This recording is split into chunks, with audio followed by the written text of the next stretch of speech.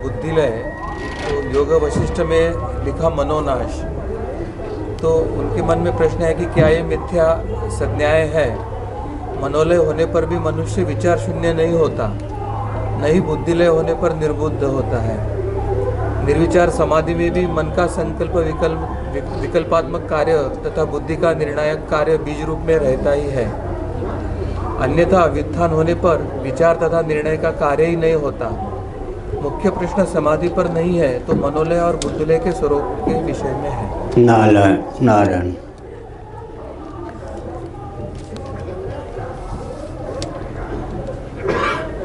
लय का स्वरूप पहले समझना चाहिए। कार्य की कारण भावापत्ति का नाम लय होता है। लय का पहला अर्थ यही है। महाप्रलय की दशा में पृथ्वी का लय जल में होता है, जल का लय तेज में होता है, तेज का लय वायु में होता है, वायु का लय आकाश में होता है।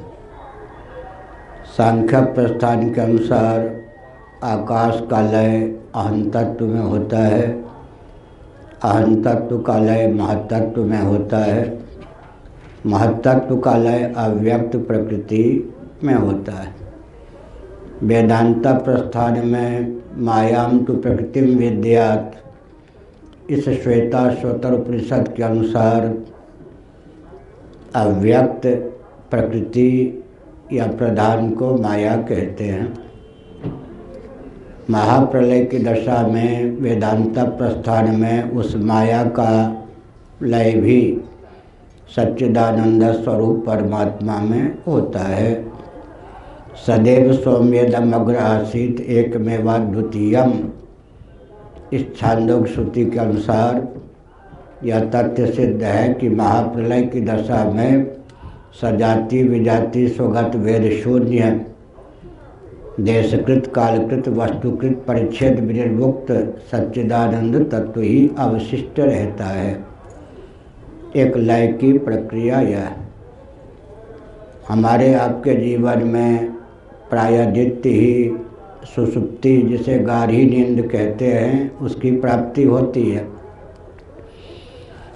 छांदोग्य श्रुति के 8वें अध्याय के अनुसार और श्रीमद् भागवत के 11 स्कंध के अनुसार अंतःकरण,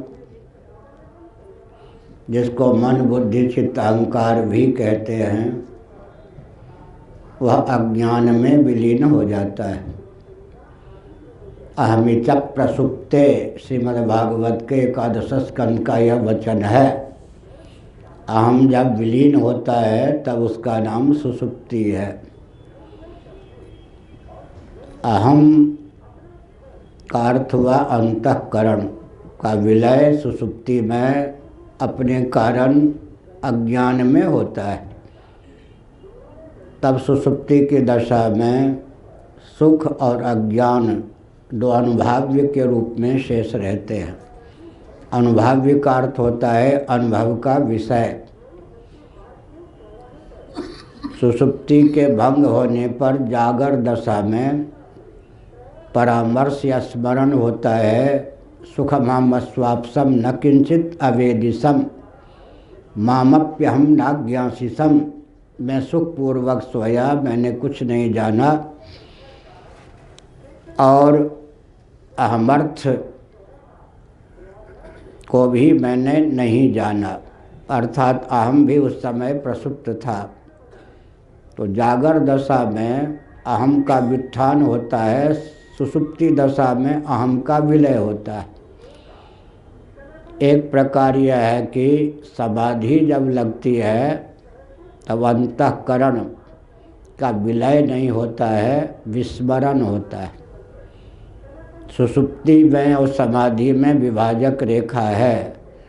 प्राण से तादात्म्यपन्न अंतःकरण हो जाए, एकीभूत हो जाए, तब उसका नाम सुषुप्ति है।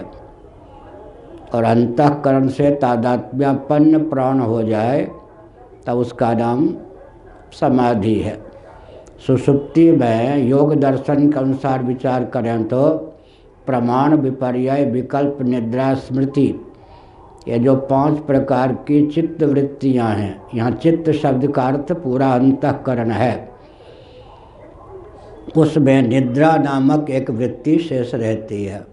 समाधि में जब उस निद्रा नामक वृत्ति का भी निरोध हो जाता है, वहाँ निरोध का अर्थ है पृथक से अप्रतीति, जल तरंग की जल रूपता की प्राप्ति, तरंगमाला का निरोध है।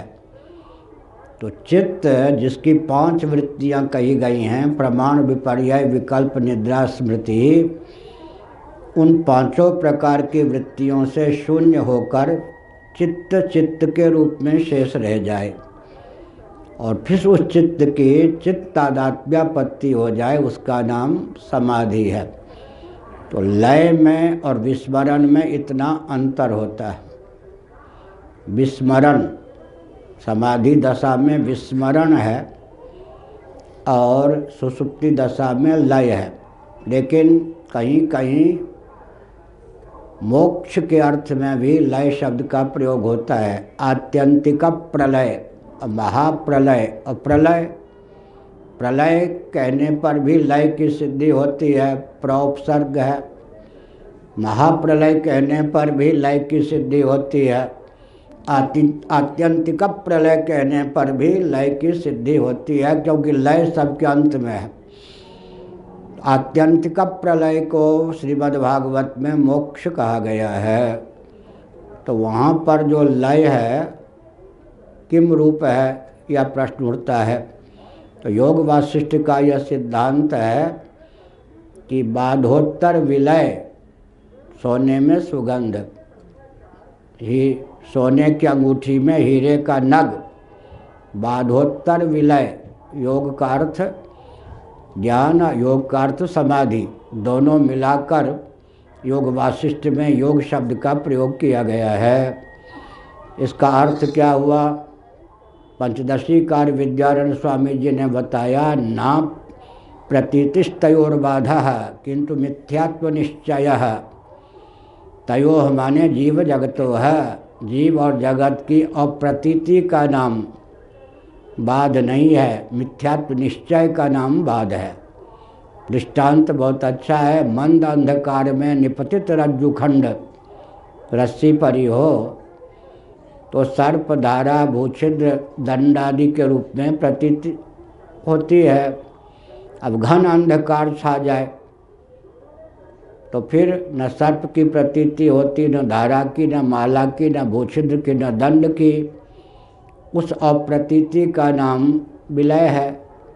लेकिन जिस व्यक्ति ने रज्जू को सर्प समझा या धारा समझा या माला समझा या भूछिद्र समझा या दंड समझा, इतने में घन अंधकार छा जाने के कारण उसे न सर्प का दर्शन हुआ, अगर उसने माला समझा था तो माला का दर्शन नहीं हुआ, भूछिद्र समझा था तो भूछिद्र का दर्शन नहीं हुआ, दंड समझा था तो दंड का दर्शन नहीं हुआ। यह अप्रतीति है। अप्रतीति माने लय, विलय। लेकिन उसकी दृष्टि में उसने जो सर्प देखा या माला देखा या भूछिद्र देखा या दंड देखा, वो तो सत्य है, इसलिए बाध नहीं हुआ। विलय हो जाने पर भी बाध नहीं हुआ। यहाँ तक कि योग दर्शन के अनुसार 5 प्रकार की चित्त वृत्तियों का निरोध हो जाने पर भी वृत्ति का बाध नहीं मान्य है। योग दर्शन के अनुसार संसार सत्य है, चित्त भी सत्य है। तो चित्त की विद्यमानता तो है समाधि दशा में, लेकिन वह चित्त पुरुष तादात्म्यापन्न है, पुरुष चित्त तादात्म्यापन्न नहीं है। चित्तम चिदिति जानीयात् तकार रहितम यदा तकारो विषयाध्यासः जपारागो यथा मणौ, भगवत पाद शंकराचार्य महाभाग ने लिखा। तो लय का अर्थ हुआ मनोलय, मनोनाश भी कहते हैं।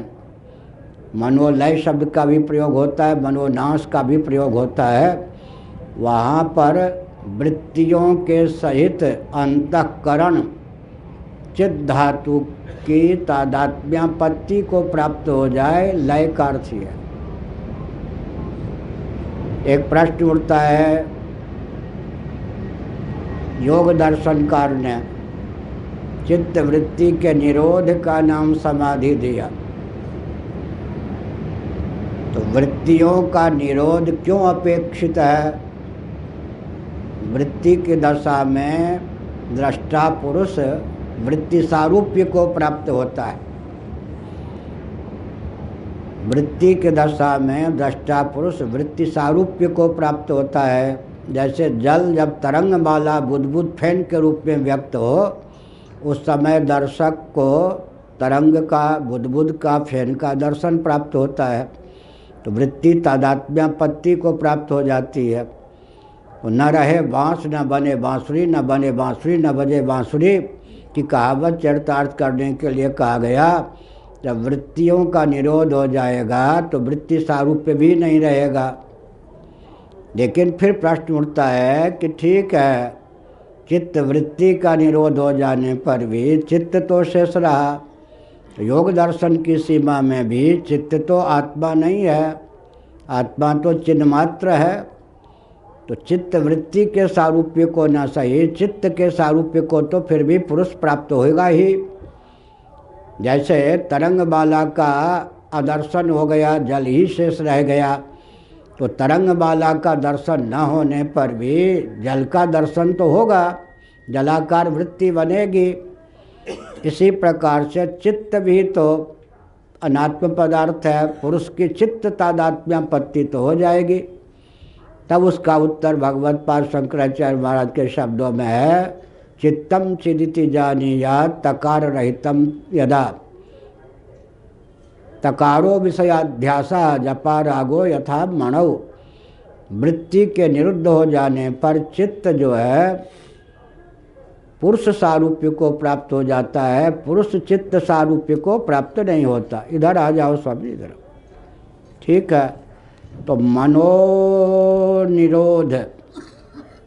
मनोलय और मन का बाध, इसमें मनोनिरोध का अर्थ हुआ या मनोलय का अर्थ हुआ वृत्ति सहित चित्त की या मन की या अंतःकरण की दृष्टा पुरुष से तादात्म्यापत्ति। ठीक है, आगे क्या प्रश्न किया?